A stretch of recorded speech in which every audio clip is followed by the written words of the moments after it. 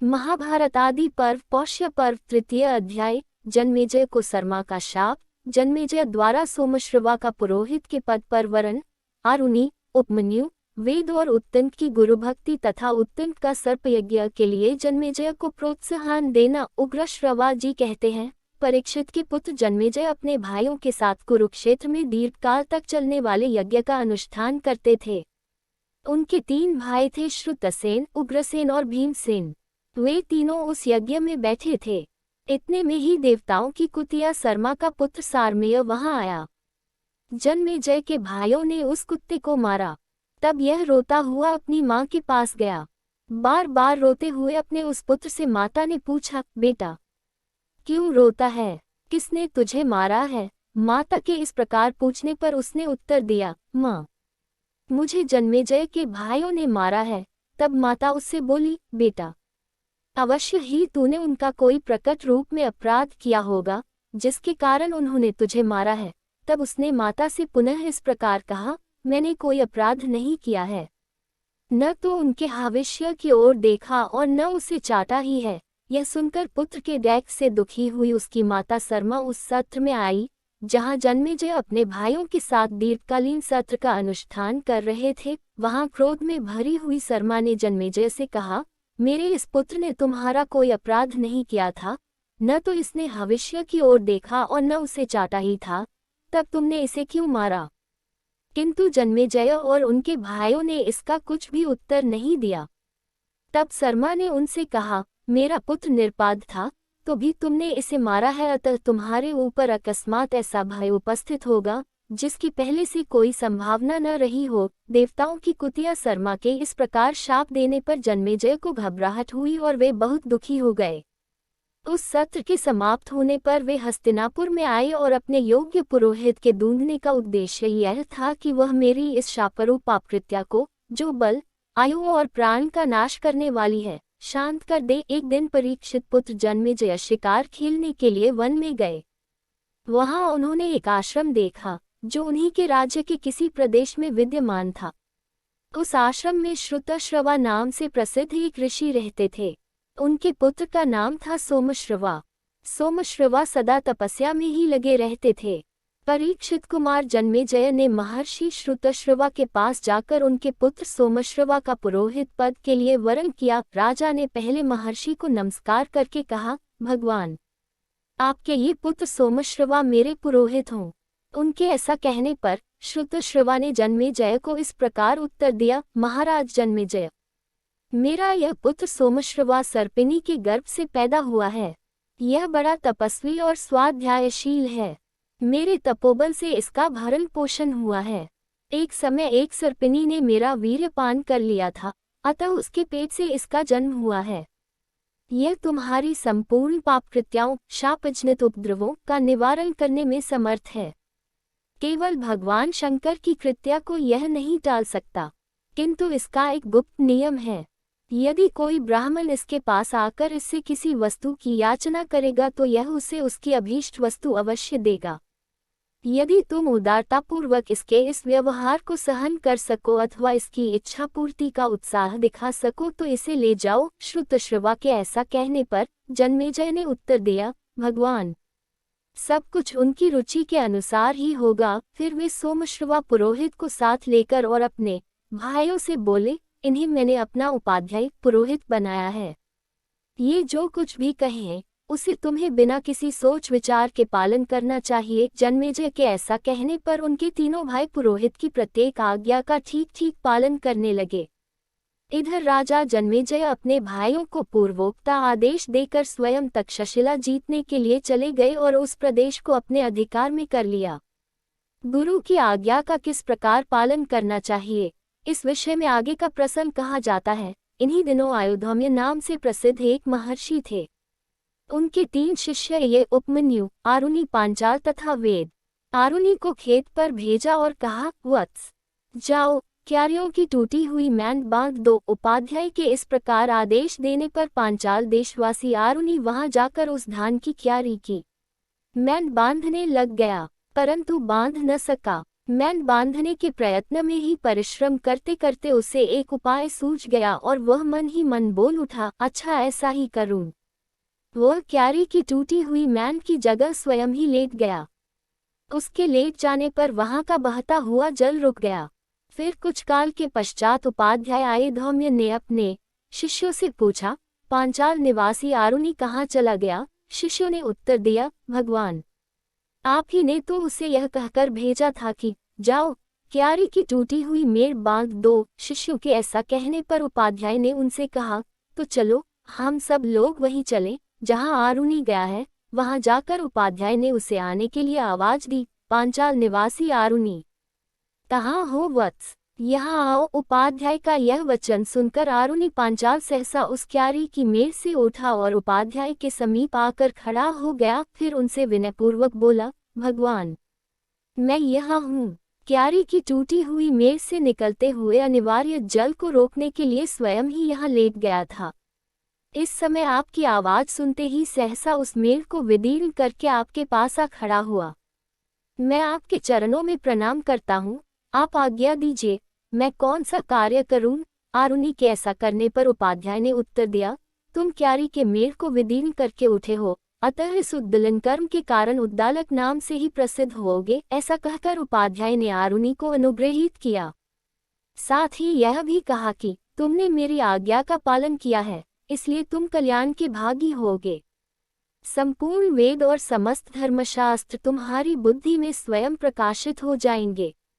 उपाध्याय के इस प्रकार आशीर्वाद देने पर आरुणि कृतकृत्य हो अपने अभीष्ट देश को चला गया। उन्हीं अयोग्य धौम्य उपाध्याय का उपमन्यु नामक दूसरा शिष्य था। उसे उपाध्याय ने आदेश दिया, वत्स उपमन्यु तुम गौओं की रक्षा करो। उपाध्याय की आज्ञा से उपमन्यु गौओं की रक्षा करने लगा।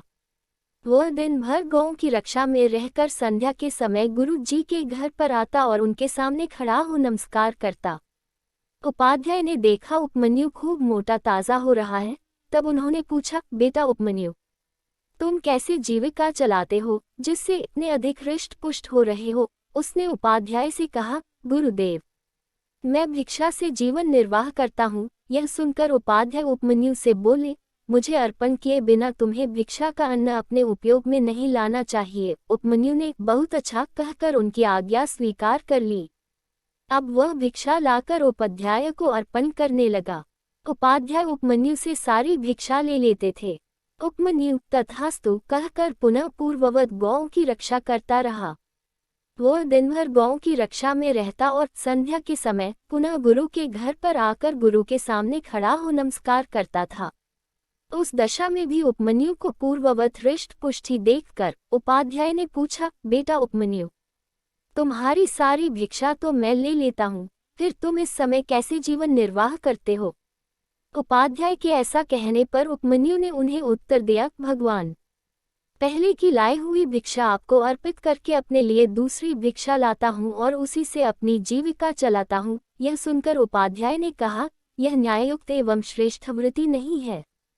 तुम ऐसा करके दूसरे भिक्षाजीवी लोगों की जीविका में बाधा डालते हो, अतः तुम लोभी हो, तुम्हें दोबारा भिक्षा नहीं लानी चाहिए। उसने तथास्तु कहकर गुरु की आज्ञा मान ली और पूर्ववत गौओं की रक्षा करने लगा। एक दिन गायें चराकर वह फिर सायंकाल को उपाध्याय के घर आया और उनके सामने खड़े होकर उसने नमस्कार किया। उपाध्याय ने उसे फिर भी मोटा ताजा ही देखकर पूछ, बेटा उपमन्यु मैं तुम्हारी सारी भिक्षा ले लेता हूँ और अब तुम दोबारा भिक्षा भी नहीं मांगते, फिर भी बहुत मोटे हो।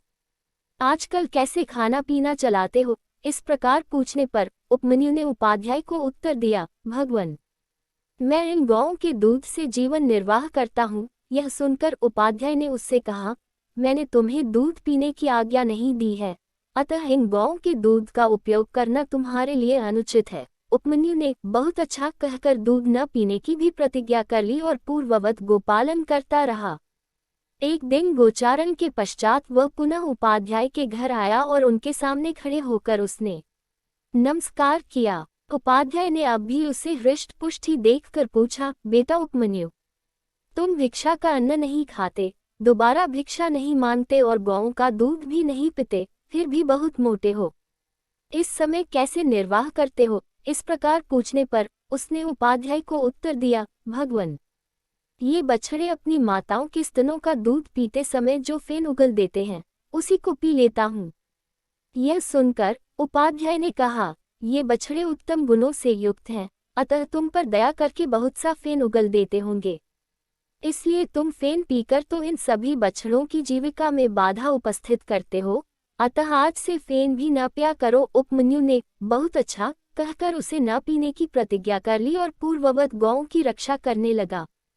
इस प्रकार मना करने पर उपमन्यु न तो भिक्षा का अन्न खाता, न दोबारा भिक्षा लाता, न गौओं का दूध पीता और न बछड़ों के फेन को ही उपयोग में लाता था। अब वह भूखा रहने लगा। एक दिन वन में भूख से पीड़ित होकर उसने आक के पत्ते चबा लिए। आक के पत्ते खारे, तीखे, कड़वे और रूखे होते हैं। उनका परिणाम तीक्ष्ण होता है। पाचन काल में वे पेट के अंदर आग की ज्वाला सी उठा देते हैं, अतः उनको खाने से उपमन्यु की आंखों की ज्योति नष्ट हो गई। वह अंधा हो गया। अंधा होने पर भी वह इधर उधर घूमता रहा, अतः कुएं में गिर पड़ा। तदनंतर जब सूर्यदेव अस्ताचल की चोटी पर पहुंच गए, तब भी उपमन्यु गुरु के घर पर नहीं आया। तो उपाध्याय ने शिष्यों से पूछा, उपमन्यु क्यों नहीं आया?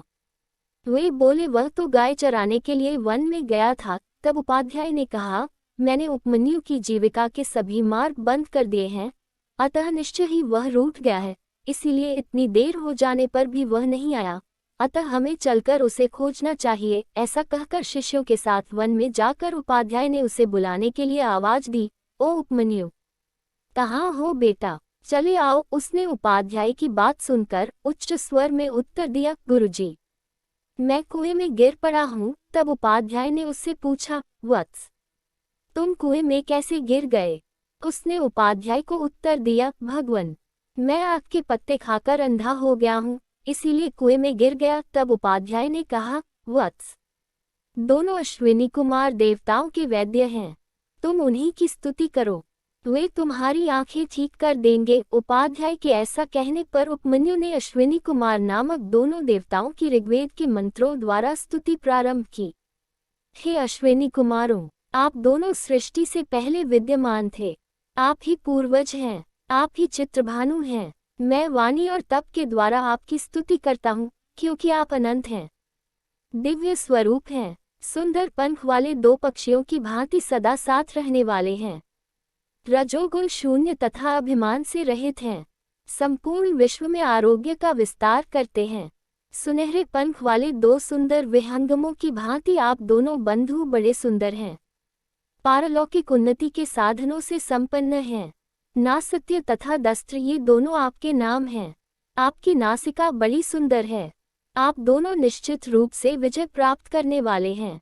आप ही विवस्वान सूर्यदेव के सुपुत्र हैं, अतः स्वयं ही सूर्य रूप में स्थित हो दिन तथा रात्रि रूप काले तंतुओं से संवत्सर रूप वस्त्र बुनते रहते हैं और उस वस्त्र द्वारा वेगपूर्वक देवयान और पितृयान नामक सुंदर मार्गों को प्राप्त करते हैं। परमात्मा की कालशक्ति ने जीवरूपी पक्षी को अपना ग्रास बना रखा है। आप दोनों अश्विनी कुमार नामक जीवन मुक्त महापुरुषों ने ज्ञान देकर कैवल्य रूप महान सौभाग्य की प्राप्ति के लिए उस जीव को काल के बंधन से मुक्त किया है। माया के सहवासी अत्यंत अज्ञानी जीव जब तक राग आदि विषयों से आक्रांत हो अपनी इंद्रियों के समक्ष नतमस्तक रहते हैं, तब तक वे अपने आप को शरीर से आबद्ध ही मानते हैं। दिन एवं रात ये मनोवांछित फल देने वाली 360 दुधारू गौएं हैं। वे सब एक ही संवत्सर रूपी बछड़े को जन्म देती और उसको पुष्ट करती हैं। वह बछड़ा सबका उत्पादक और संहारक है। जिज्ञासु पुरुष उक्त बछड़े को निमित्त बनाकर उन गौओं से विभिन्न फल देने वाली शास्त्र विहित क्रियाएं दोहते रहते हैं। उन सब क्रियाओं का एक तत्व ज्ञान की इच्छा ही दोहनीय फल है।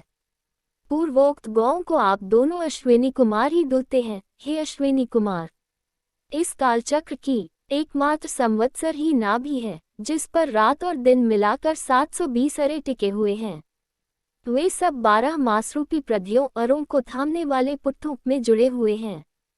अश्विनी कुमारों, यह अविनाशी एवं माया में कालचक्र बिना नेमी के ही अनियत गति से घूमता तथा इहलोक और परलोक दोनों लोकों की प्रजाओं का विनाश करता रहता है। अश्विनी कुमारों, मेष आदि 12 राशियां जिसके 12 अरे, 6 ऋतुएं जिसकी 6 नाभियां हैं और संवत्सर जिसकी एक धुरी है, वह एकमात्र कालचक्र सब ओर चल रहा है। यही कर्मफल को धारण करने वाला आप दोनों मुझे इस कालचक्र से मुक्त करें, क्योंकि मैं यहाँ जन्म आदि के दुख से अत्यंत कष्ट पा रहा हूँ।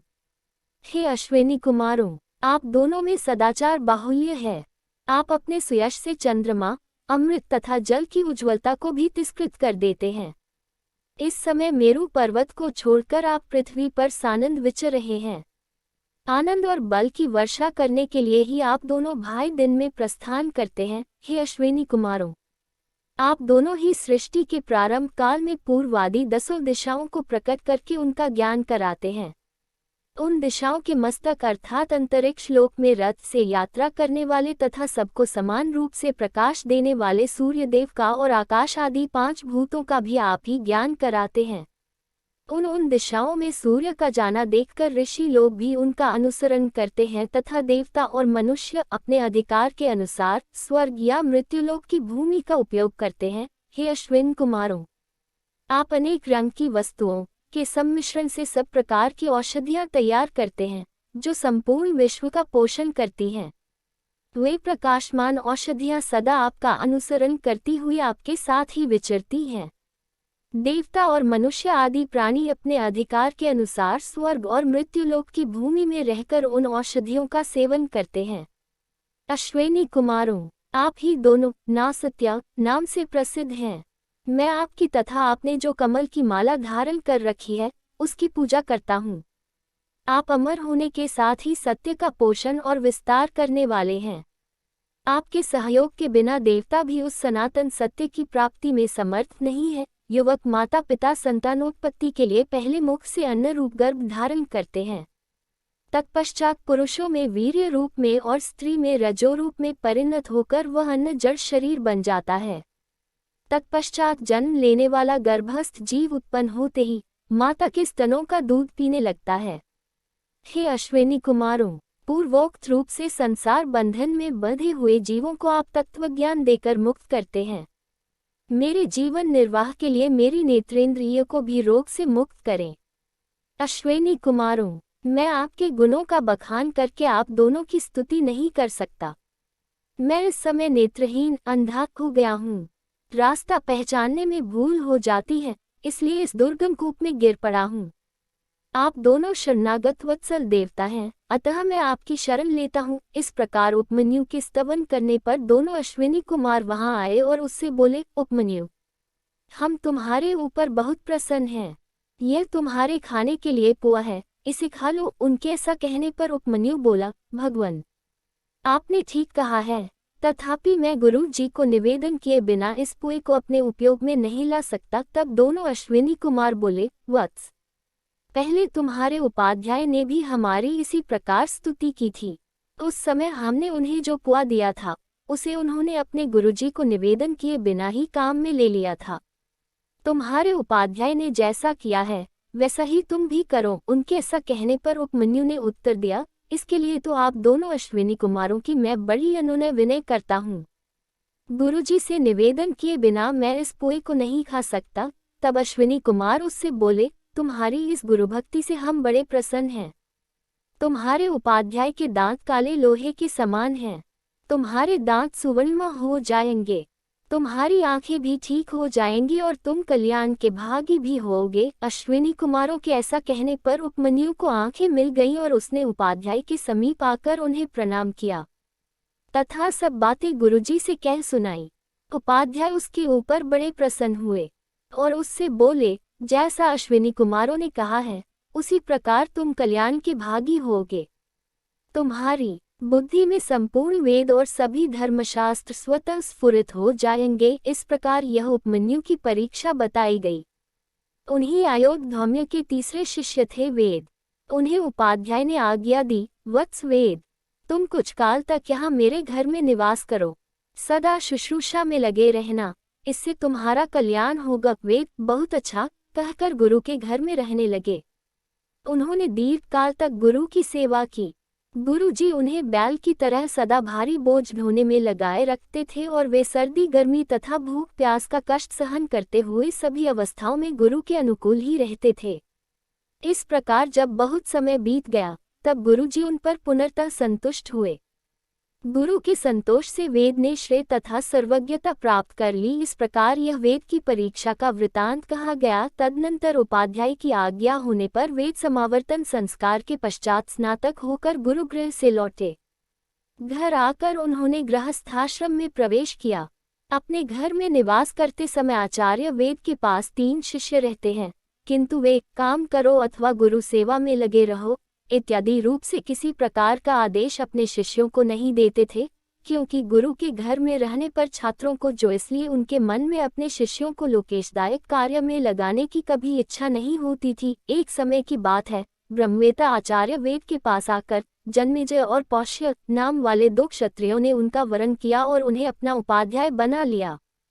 तदनंतर एक दिन उपाध्याय वेद ने यज्ञमान के कार्य से बाहर जाने के लिए उद्यत हो उत्तंक नाम वाले शिष्य को अग्निहोत्र आदि के कार्य में नियुक्त किया और कहा, वत्स उत्तंक, मेरे घर में मेरे बिना जिस किसी वस्तु की कमी हो जाए उसकी पूर्ति तुम कर देना, ऐसी मेरी इच्छा है। उत्तंक को ऐसा आदेश देकर आचार्य वेद बाहर चले गए।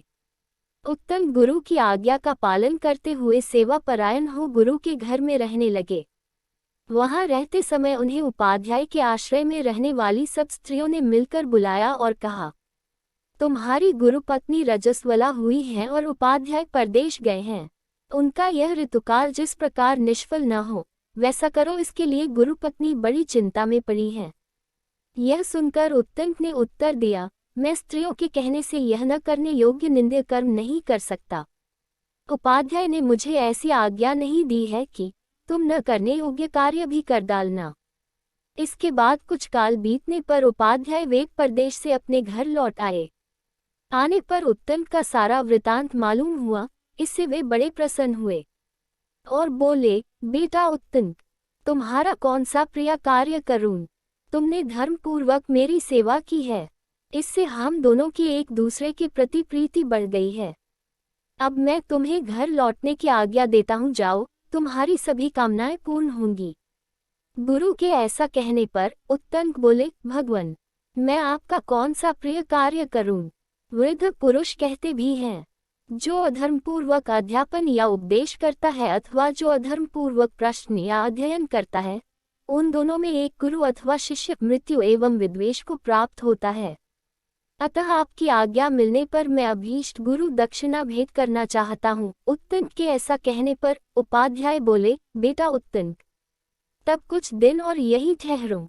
तदनंतर किसी दिन उत्तंक ने फिर उपाध्याय से कहा, भगवान, आज्ञा दीजिए, मैं आपको कौन सी प्रिय वस्तु गुरु दक्षिणा के रूप में भेंट करूं? यह सुनकर उपाध्याय ने उनसे कहा, वत्स उत्तंक, तुम बार बार मुझसे कहते हो कि मैं क्या गुरु दक्षिणा भेंट करूं?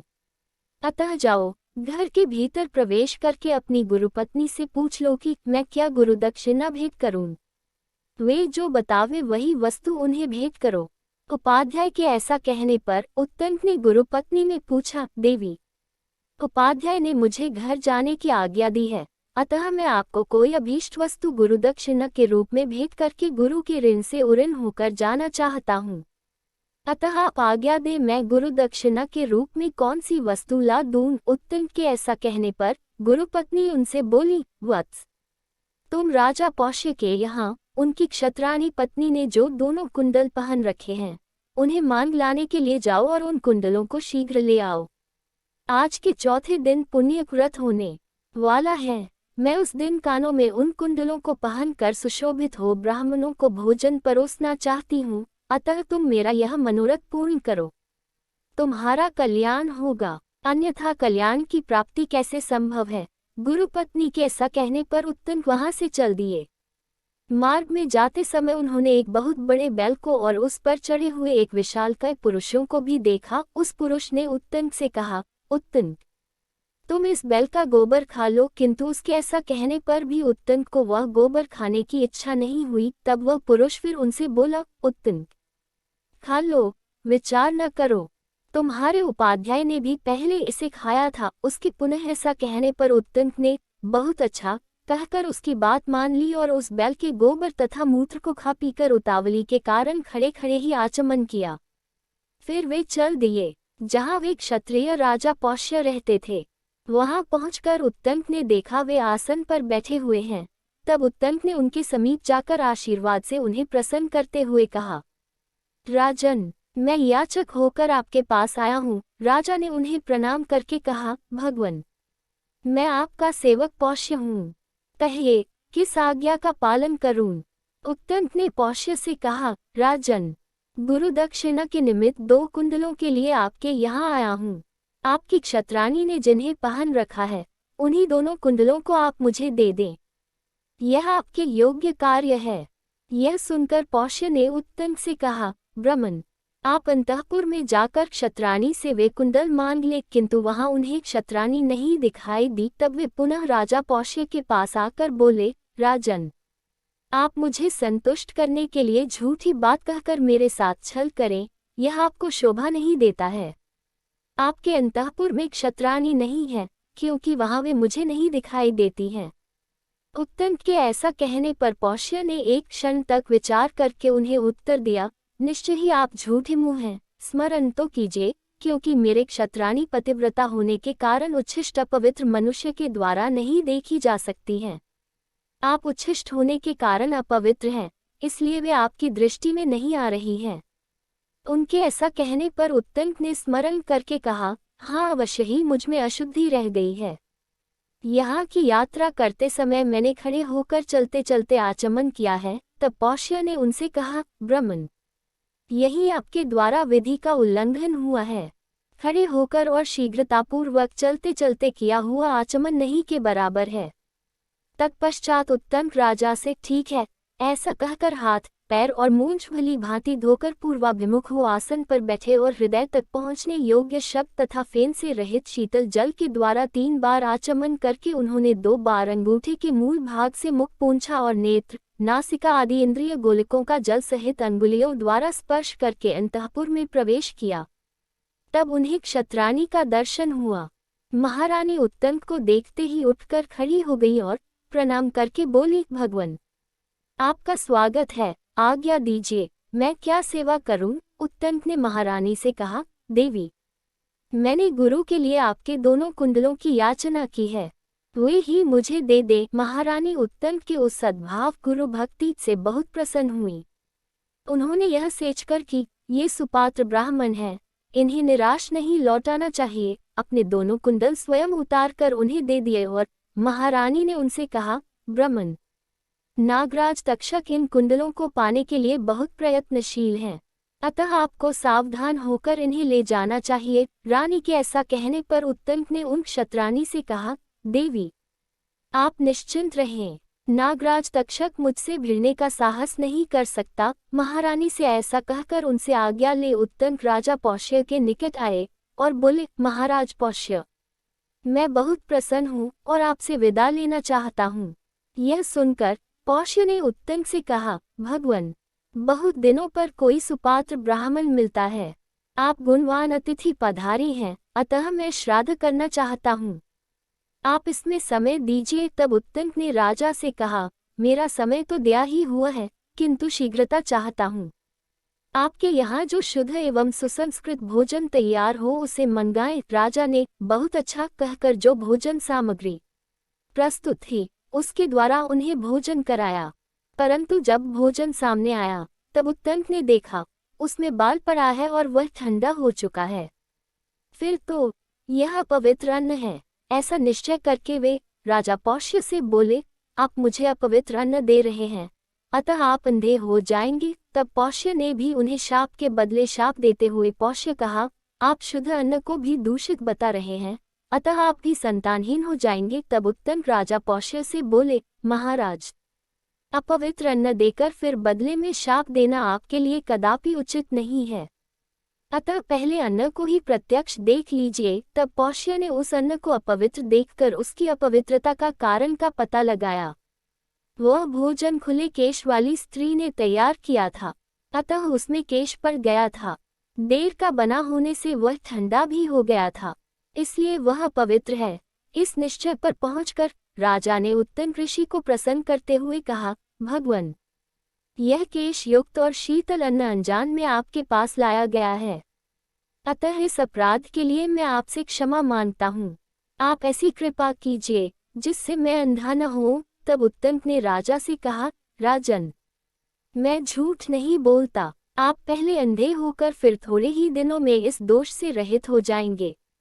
अब आप भी ऐसी चेष्टा करें जिससे आपका दिया हुआ शाप मुझ पर लागू न हो। यह सुनकर पौष्य ने उत्तंक से कहा, मैं शाप को लौटाने में असमर्थ हूँ। मेरा क्रोध अभी तक शांत नहीं हो रहा है। क्या आप यह नहीं जानते कि ब्राह्मण का हृदय मक्खन के समान मुलायम और जल्दी पिघलने वाला होता है? केवल उसकी वाणी में ही तीखी धार वाले छुरे का सा प्रभाव होता है। किंतु ये दोनों ही बातें क्षत्रिय के लिए विपरीत हैं।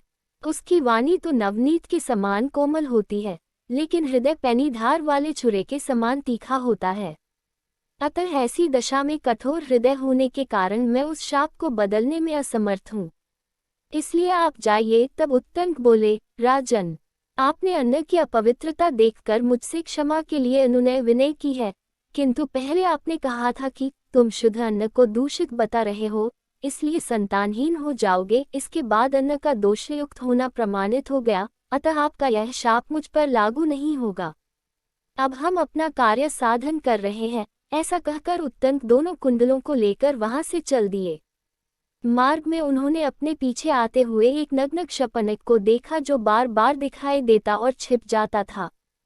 कुछ दूर जाने के बाद उत्तंक ने उन कुंडलों को एक जलाशय के किनारे भूमि पर रख दिया और स्वयं जल संबंधी कृत्य शौच, स्नान, आचमन, संध्या तर्पण आदि करने लगे। इतने में ही वह क्षपनक बड़ी उतावली के साथ वहां आया और दोनों कुंडलों को लेकर चंपत हो गया। उत्तंक ने स्नान तर्पण आदि जल संबंधी कार्य पूर्ण करके शुद्ध एवं पवित्र होकर देवताओं तथा गुरुओं को नमस्कार किया और जल से बाहर निकलकर बड़े वेग से उस क्षपनक का पीछा किया। वास्तव में वह नागराज तक्षक ही था। दौड़ने से वह उत्तंक के अत्यंत समीपवर्ती हो गया। उत्तंक ने उसे पकड़ लिया। पकड़ में आते ही उसने क्षपनक का रूप त्याग दिया और तक्षक नाग का रूप धारण करके वह सहसा प्रकट हुई पृथ्वी के एक बहुत बड़े विव में घुस गया। बिल में प्रवेश करके वह नागलोक में अपने घर चला गया।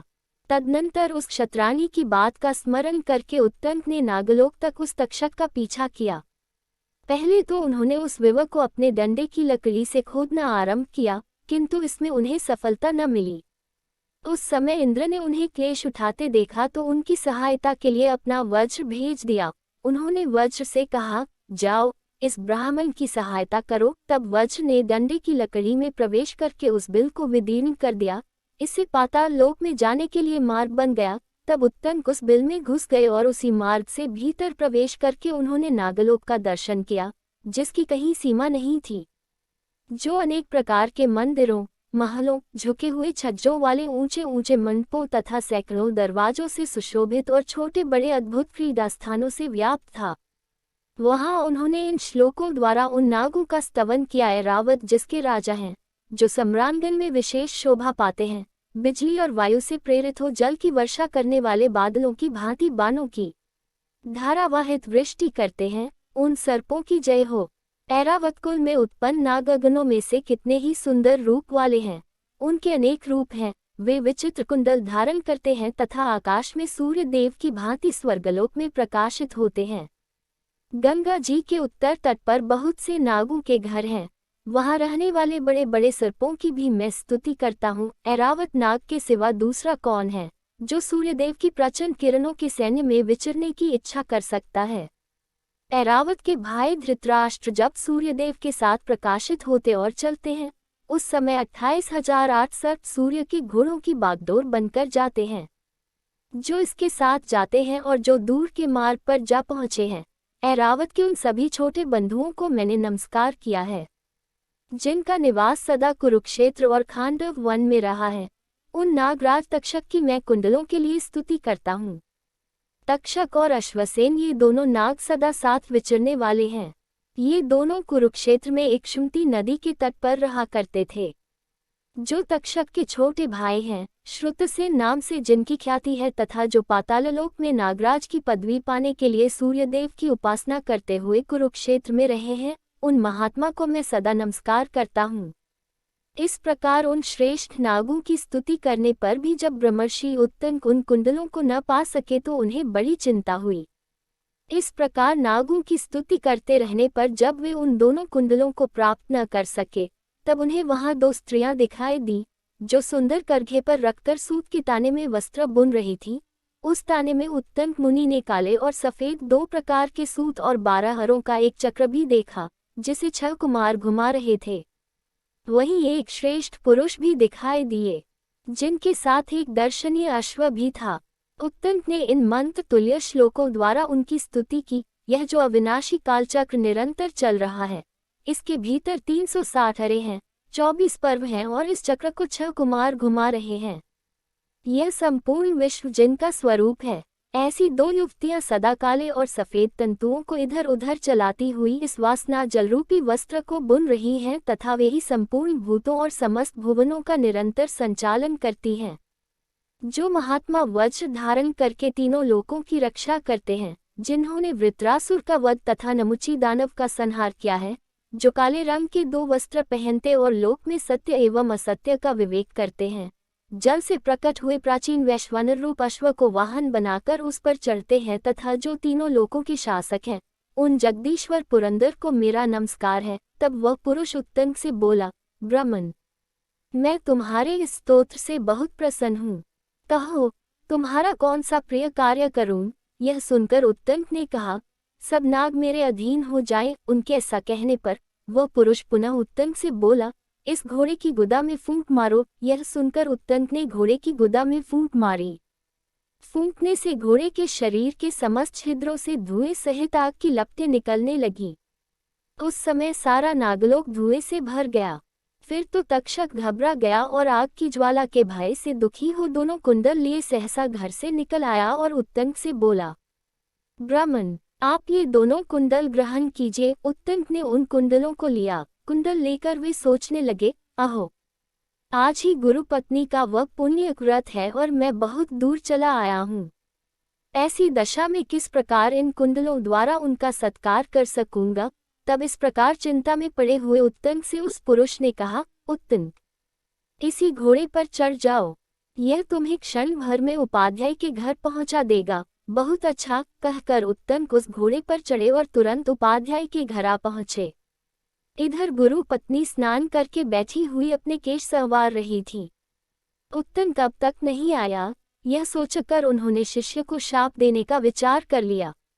इसी बीच में उत्तंक ने उपाध्याय के घर में प्रवेश करके गुरु पत्नी को प्रणाम किया और उन्हें वे दोनों कुंडल दे दिए। तब गुरु पत्नी ने उत्तंक से कहा, उत्तंक, तू ठीक समय पर उचित स्थान में आ पहुंचा। वत्स, तेरा स्वागत है। अच्छा हुआ जो मैंने बिना अपराध के ही तुझे शाप नहीं दिया। तेरा कल्याण उपस्थित है, तुझे सिद्धि प्राप्त हो। तदनंतर उत्तंक ने उपाध्याय के चरणों में प्रणाम किया। उपाध्याय ने उससे कहा, वत्स उत्तंक, तुम्हारा स्वागत है, लौटने में देर क्यों लगाए। तब उत्तंक ने उपाध्याय को उत्तर दिया, भगवन, नागराज तक्षक ने इस कार्य में विघ्न डाल दिया था, इसलिए मैं नागलोक में चला गया था। वहीं मैंने दो स्त्रियां देखी, जो करघे पर सूत रखकर कपड़ा बुन रही थी। उस करघे में काले और सफेद रंग के सूत लगे थे। वह सब क्या था? वहीं मैंने एक चक्र भी देखा, जिसमें 12 हरे थे। 6 कुमार उस चक्र को घुमा रहे थे। वह भी क्या था? वहां एक पुरुष भी मेरे देखने में आया था। वह कौन था? तथा एक बहुत बड़ा अश्व भी दिखाई दिया था। वह कौन था? तब उस पुरुष के कहने से मैंने उस बैल का गोबर खा लिया। अतः वह बैल और पुरुष कौन थे? मैं आपके मुख से सुनना चाहता हूँ। वह सब क्या था? उत्तंक के इस प्रकार पूछने पर उपाध्याय ने उत्तर दिया, वे जो दोनों स्त्रियां थीं, वे धाता और विधाता हैं। जो काले और सफेद तंतु थे, वे रात और दिन हैं। 12 हरों से युक्त चक्र को जो 6 कुमार घुमा रहे थे, वे 6 ऋतुएं हैं। 12 महीने ही 12 हरे हैं। संवत्सर हो वह चक्र है। जो पुरुष था, वह पर्जन्य इंद्र है। जो अश्व था, वह अग्नि है। इधर से जाते समय मार्ग में तुमने जिस बैल को देखा था, वह नागराज ऐरावत है। और जो उस पर चढ़ा हुआ पुरुष था, वह इंद्र है। तुमने बैल के जिस गोबर को खाया है, वह अमृत था। इसीलिए तुम नागलोक में जाकर भी मरे नहीं। वे भगवान इंद्र मेरे सखा हैं। तुम पर कृपा करके ही उन्होंने यह अनुग्रह किया है। यही कारण है कि तुम दोनों कुंडल लेकर फिर यहाँ लौट आए हो। अतः सौम्य, अब तुम जाओ, मैं तुम्हें जाने की आज्ञा देता हूँ। तुम कल्याण के भागी होोगे। उपाध्याय की आज्ञा पाकर उत्तंक तक्षक के प्रति कुपित हो उससे बदला लेने की इच्छा से हस्तिनापुर की ओर चल दिए।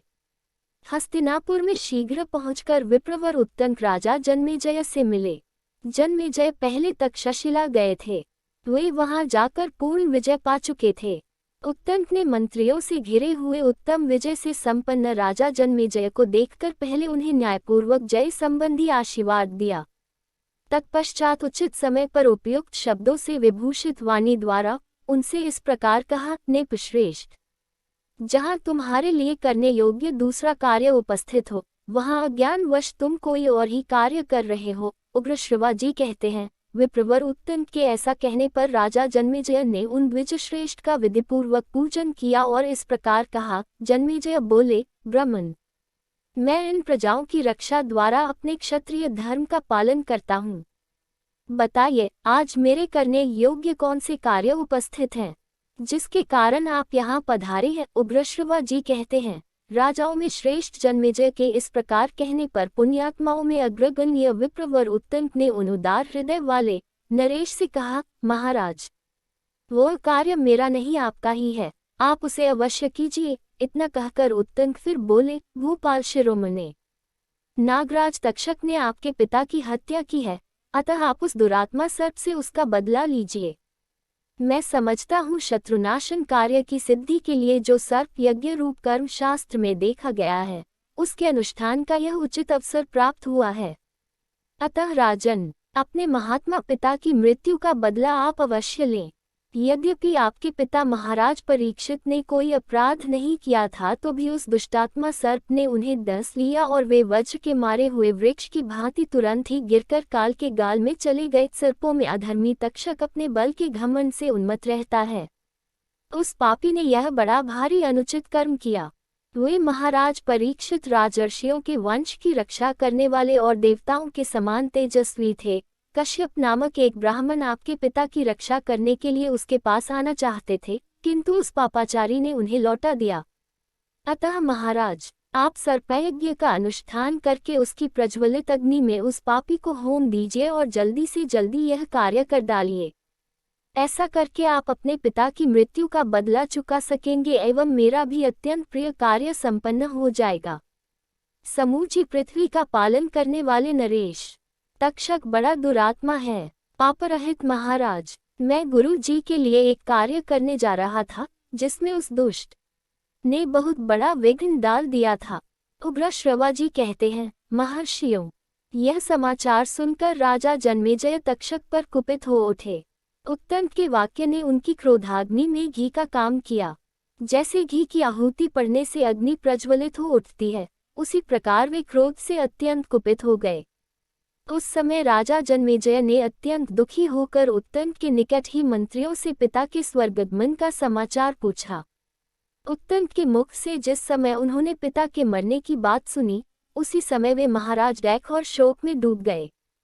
इस प्रकार श्री महाभारत आदि पर्व के अंतर्गत पौष्य पर्व में पौष्याख्यान विषयक तीसरा अध्याय पूरा हुआ।